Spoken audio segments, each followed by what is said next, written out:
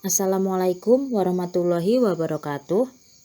Sebelumnya perkenalkan, kami dari kelompok 7 pada kesempatan kali ini akan mempresentasikan tentang publikasi hasil penelitian.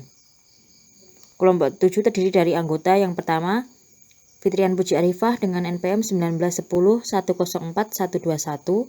Yang kedua ada Bagus Imam Akmal dengan NPM 1910104122.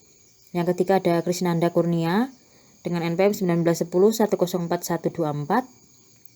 Yang keempat ada Nabila Guna dengan NPM 1910104125. Dan terakhir ada Arimbi Fauziah dengan NPM 1910104128. Yang pertama yang akan kita bahas adalah mengenai mengapa harus mempublikasikan.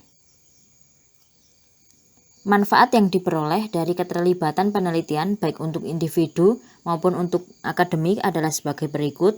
Yang pertama adalah aktualisasi diri. Yang kedua ada peningkatan kesempatan penunjukan dan promosi. Yang ketiga ada peningkatan pengajaran melalui koneksi penelitian. Keempat ada kemungkinan remisi dari pengajaran atau administrasi untuk melakukan penelitian. Kelima ada kesempatan untuk memenangkan hibah penelitian. Keenam ada peningkatan ketersediaan penugasan konsultasi. Ketujuh yaitu perjalanan ke luar negeri untuk mempresentasikan makalah di konferensi bergengsi. Kedelapan ada ketersediaan untuk memberikan supervisi penelitian pasca sarjana.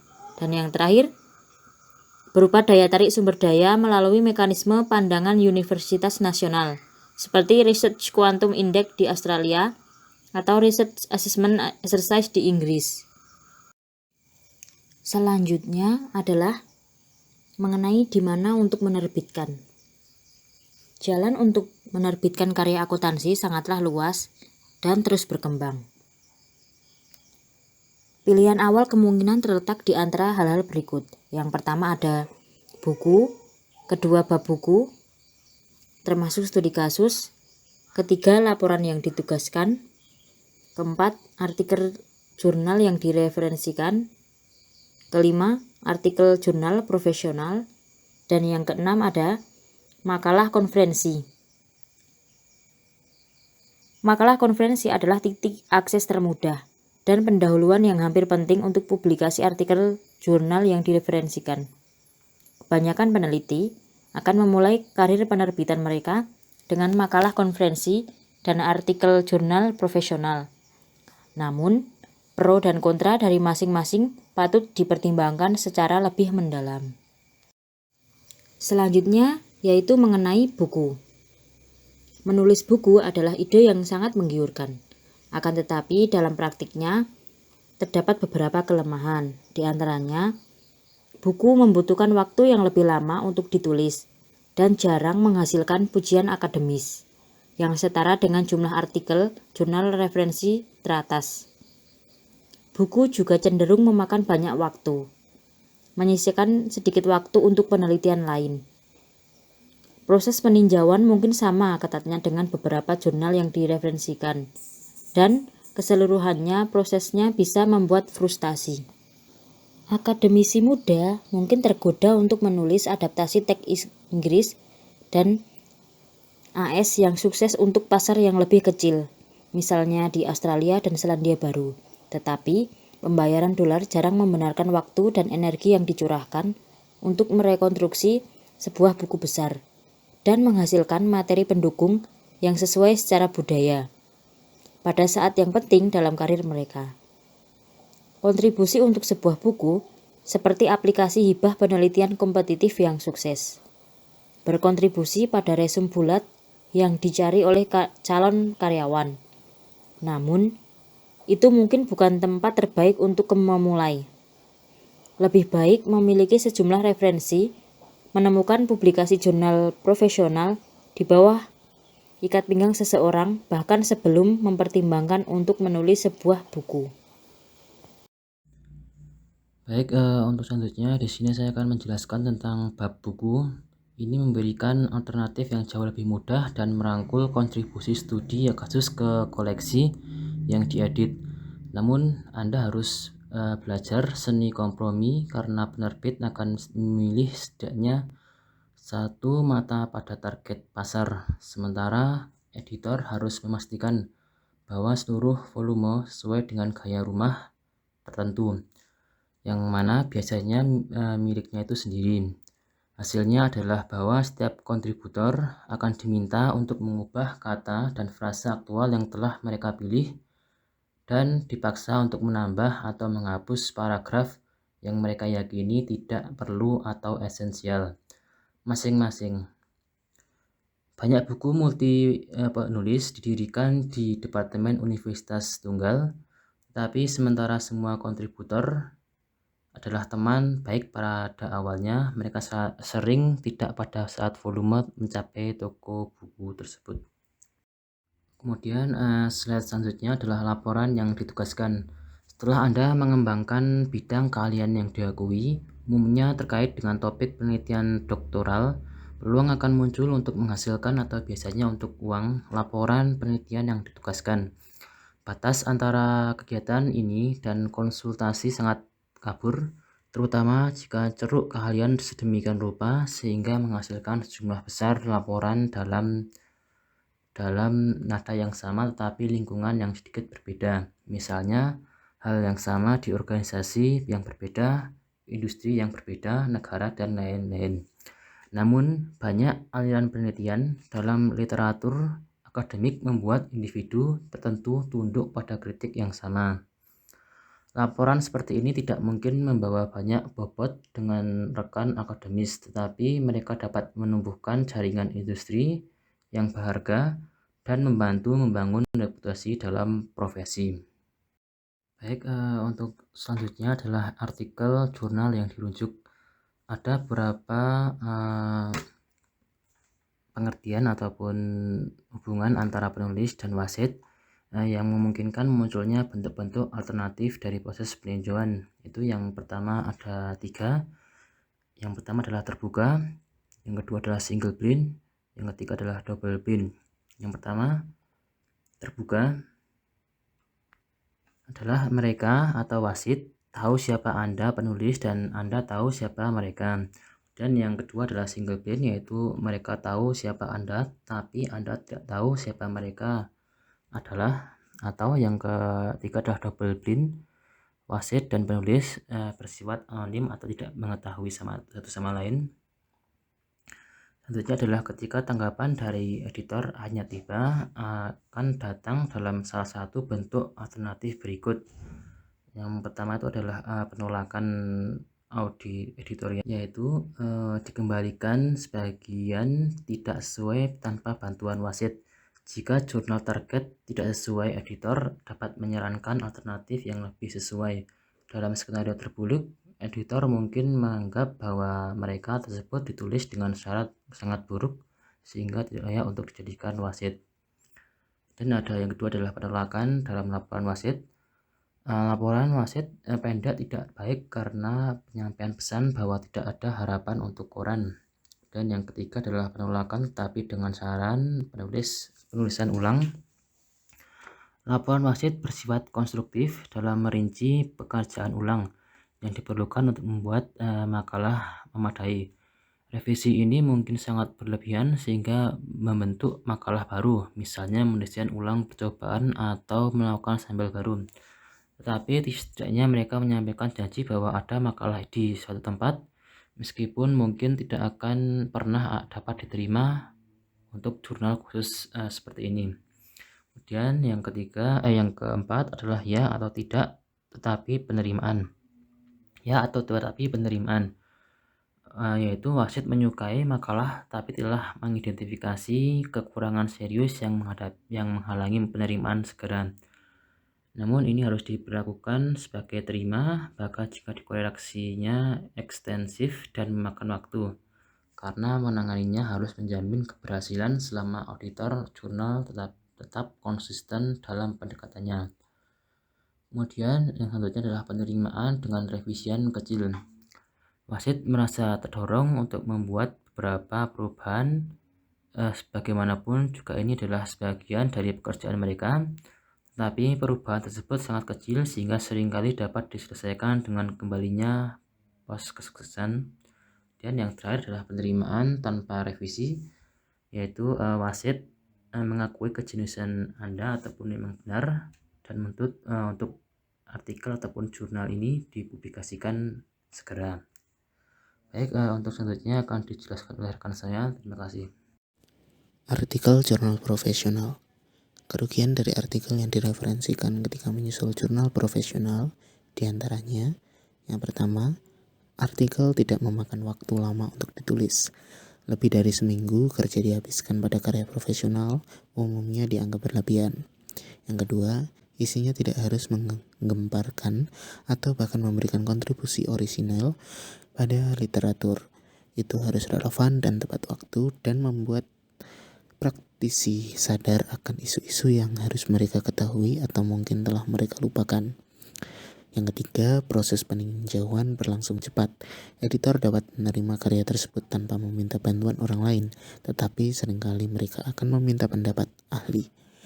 Yang keempat, setelah diterima dan penerimaan tanpa revisi adalah hal biasa. Artikel biasanya akan diterbitkan dalam waktu 3 bulan, asalkan dapat diakomodasi dalam backlog dan halaman iklan. Artikel untuk jurnal profesional relatif mudah ditulis dan mungkin merupakan konsekuensi langsung dari pengalaman mengajar. Mereka dapat memberikan kontribusi aktif untuk mengembangkan profesional praktisi akuntansi dengan memperhatikan hal penelitian akademis yang relevan, potensi penerapan metode baru, atau penerapan metode lama dengan cara yang baru. Makalah konferensi. Makalah konferensi jarang menjadi tujuan itu sendiri dalam disiplin akuntansi, tetapi mungkin menemukan dirinya dalam kumpulan proceeding konferensi yang diterbitkan. Dalam disiplin ilmu lain, terutama pemasaran atau sistem informasi, proceeding konferensi yang diterbitkan lebih sering menjadi tempat peristirahatan terakhir untuk sebuah makalah. Proses perwasitan untuk konferensi akuntansi sangat bervariasi, dan ini tercermin dalam konten yang dianggap dapat diterima. Banyak konferensi hanya akan meninjau abstrak dan membuat keputusan tentang penerimaan seluruh makalah berdasarkan bukti awal pada tahap ketika makalah sendiri mungkin dalam draft awal. Konferensi semacam itu menyediakan sarana yang sangat baik untuk mengekspos temuan awal, di mana penyelenggara konferensi ingin meninjau seluruh makalah yang telah selesai sebelum menganggapnya dapat diterima untuk dipresentasikan. Terdapat sedikit batasan pada topik jurnal profesional, di mana topik yang dianggap tepat dan pendekatan yang dianggap dapat diterima seringkali tampak terlalu bahkan tidak masuk akal dan dibatasi. Program Pitt, Markwick, dan Mitchell pada Research Opportunities in Auditing pada tahun 1976 mengidentifikasi sejumlah karakteristik masalah penelitian yang perlu ditangani agar menarik bagi komunitas akademik. Di antaranya adalah yang pertama, mereka harus menarik, mampu melakukan penelitian ilmiah, hipotesis dapat diuji, dan hasil dapat dilihat. Yang kedua, harus berakar pada pengetahuan dan metodologi penelitian yang mudah dicapai. Yang ketiga, kumpulan data dan informasi sampel harus ada untuk memungkinkan pengembangan teori dan hipotesis. Yang keempat, masalah yang ada harus cukup penting untuk menarik dana penelitian. Yang kelima, hasil harus menjadi standar untuk membenarkan publikasi. Selanjutnya ada beberapa topik dalam penelitian akuntansi yang dapat dikeluarkan. Yang pertama ada area analitis dan non-empiris, di mana eksposisi formal yang sangat matematis berdasarkan literatur ekonomi, informasi, dan teori utilitas, misalnya dalam Journal of Accounting Research. Kemudian kembali ke fundamental dengan fokus pada pengukuran atau nilai dari informasi akuntansi untuk pengambilan keputusan. Kemudian penelitian teori kritis. Kemudian topik penelitian yang kedua ini adalah berkaitan dengan empirisme terfokus. pergeseran dari studi sempit yang ditujukan pada aspek isi informasi dari reaksi harga saham terhadap aspek perilaku seringkali dalam kondisi tipe laboratorium. Topik yang ketiga ini ada struktur sosial politik, di mana pengembangan berbasis kasus dari badan pengetahuan yang sistematis mengenai akuntansi dalam situasi yang kompleks. Kemudian, investigasi tidak terstruktur, positif, eksploratif, berbasis kasus dari praktik aktual dan misalnya dampak teknologi manufaktur modern. Ada juga studi eksperimental berbasis laporan yang masih sangat jarang di literatur dan aplikasi pada institusi tertentu atau yang kurang diteliti seperti asuransi, perawatan kesehatan, sektor publik, dan organisasi nirlaba melalui studi berbasis survei atau arsip. Topik penelitian akuntansi yang dapat diluaskan yang keempat ini ada mengenai pengurangan hipotesis, di mana inferensi statistik berbasis survei untuk menilai pengaruh sistem akuntansi variabel kontingen. Dampak perubahan sistem akuntansi dari waktu ke waktu relatif terhadap pergerakan dalam persaingan dan arah strategis. Dan semua topik ini dijelaskan dengan akronim NIRD, yaitu baru, menarik, dapat direproduksi, dan dapat dipertahankan. Namun, tidak semua pendekatan sama-sama dapat diterima oleh semua jurnal. Submateri selanjutnya ini mengenai tinjauan teori dan literatur, di mana tinjauan pustaka harus terkini dan cukup mencerminkan teori yang relevan dan hasil penelitian sebelumnya. Itu harus memberikan kritik sebelumnya pekerjaan, menunjukkan kelemahan dalam pendekatan orang lain. Kemudian mengenai hipotesisnya ini harus didorong oleh teori yang mendasari, dan yang terakhir harus cukup untuk menghindari membuat lompatan spekulatif dari teori ke hipotesis. Kemudian ini mengenai metodologi penelitian, di mana metodologi investigasi yang dipilih harus konsisten dengan pertanyaan, penelitian, dan hipotesis. Desain eksperimen harus memastikan validitas internal dan internal instrumen penelitian sejauh mungkin dalam konteks penelitian. Metode investigasi harus dibenarkan, misalnya mengapa harus melalui survei, dan harus terstruktur secara ilmiah untuk menunjukkan bahwa itu akan menguji pertanyaan yang sedang diteliti. Dan setiap metode pengambilan sampel yang digunakan harus dijelaskan, dibenarkan, dan terbukti ilmiah dalam pemilihannya. Selanjutnya mengenai hasil, kesimpulan, dan pembahasan, di mana analisis empiris harus sesuai dengan metode yang dipilih dan harus diarahkan pada pengukuran dan pengujian hipotesis. Kemudian dalam hasilnya ini harus jelas, menghindari kerumitan matematika yang tidak perlu, dan kuliah singkat tentang teori yang mendasari penerapan tes standar. Kemudian penulis harus realistis tentang keterbatasan penelitian yang tidak berlebih-lebihan signifikan kesimpulannya. Area di mana studi dapat diperluas dan area penelitian terkait harus disorot. Makalah harus diakhiri dengan seperangkat referensi yang persis sama dengan isinya, yaitu dengan tidak ada kutipan yang tidak dirujuk dan tidak ada referensi yang tidak dikutip. Yang terakhir ini adalah seluruh makalah harus menarik, mudah dibaca, dan jelas, mencerminkan motivasi penulis untuk menyampaikan pesan yang menurut mereka harus didengar. Yang selanjutnya saya akan menjelaskan mengenai bagaimana cara mempublikasikannya.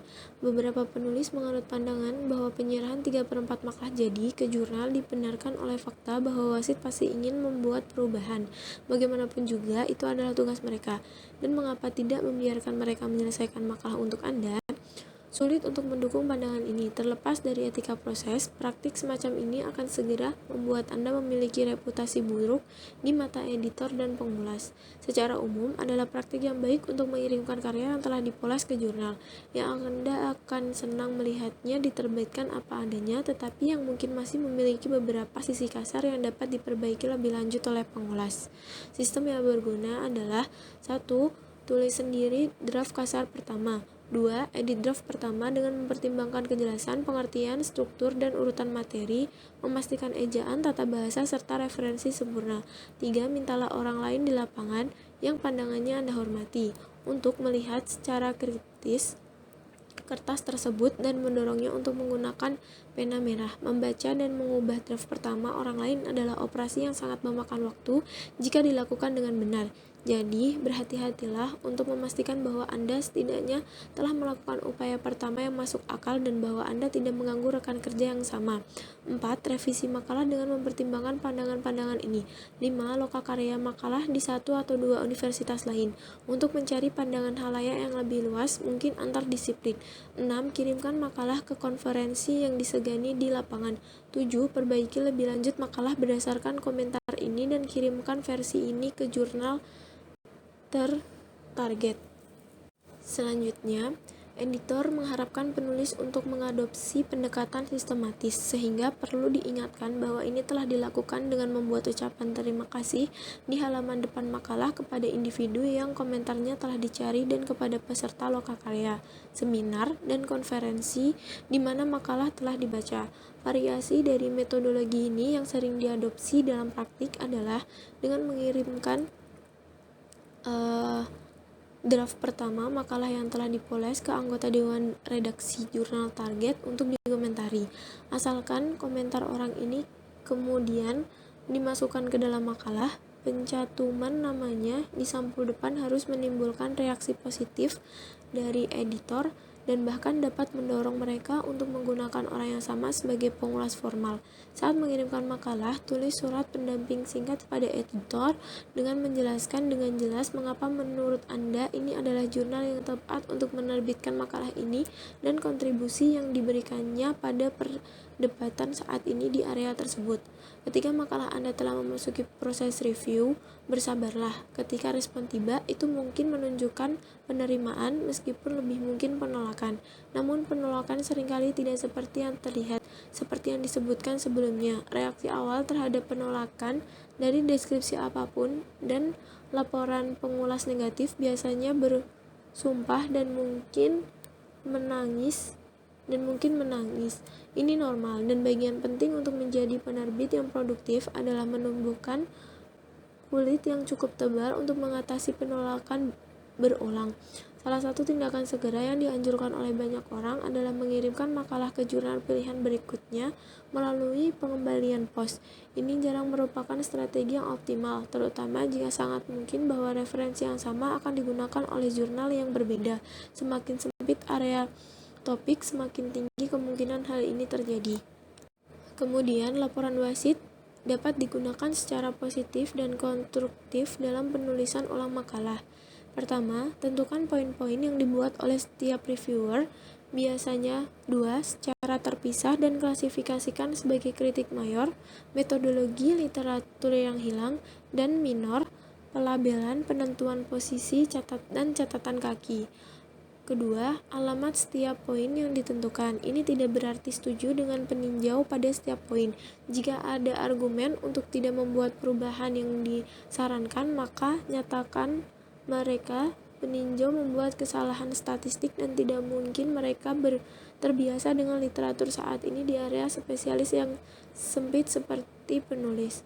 Yang ketiga, jangan mencoba untuk membuat perubahan yang hanya window dressing. Mereka tidak akan membodohi siapapun. Sekian pemaparan materi dari kelompok kami. Apabila ada kurang lebihnya kami mohon maaf. Wassalamualaikum warahmatullahi wabarakatuh.